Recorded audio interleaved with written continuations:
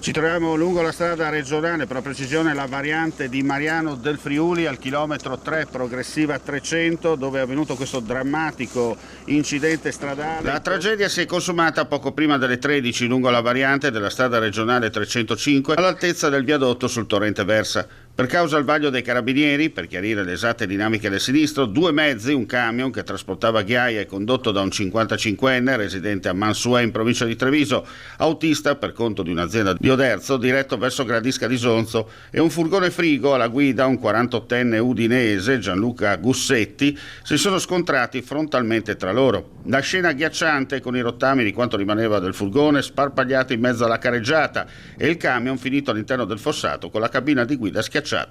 Cedere i soccorsi. I vigili del fuoco hanno dovuto operare per parecchio tempo prima di poter estrarre dalle lamiere contorte il corpo senza vita di Gianluca Gussetti, mentre l'autista del camion, estratto dalla cabina di guida, preso in consegna dai sanitari per essere successivamente elitrasportato all'ospedale di Catinara, dove è giunto in codice rosso, ma secondo le ultime notizie non sarebbe in pericolo di vita.